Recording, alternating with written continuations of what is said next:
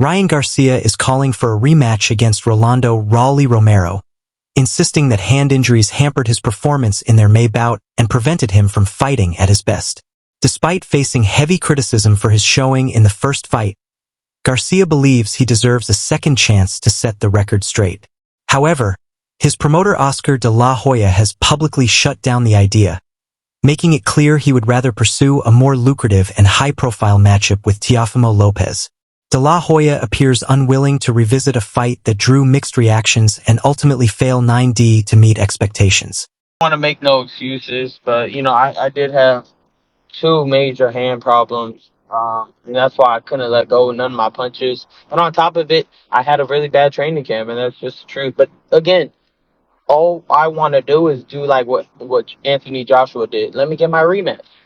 Let me get my rematch. Let me prove that I got it. Like, let me prove I can beat him, and then we can move on. Because obviously that wasn't my best in any way, and I want to get my rematch.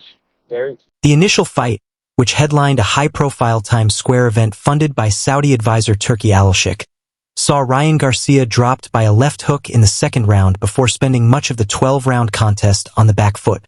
Fans were left frustrated by Garcia's lack of engagement, with many doubting his claims of hand injuries and accusing him of fighting cautiously out of fear of being knocked out. Critics also questioned his focus and commitment, particularly in light of reports that he earned around $20 million for the bout. Despite being the main attraction, Garcia failed to capitalize on the massive spotlight, drawing further criticism from fans and analysts alike. Meanwhile, Oscar de la Hoya remains focused on securing a clash between Garcia and Teofimo Lopez or exploring a potential rematch with Devin Haney, with no indication that Turki Alashik has any interest in backing a second fight between Garcia and Rolly Romero.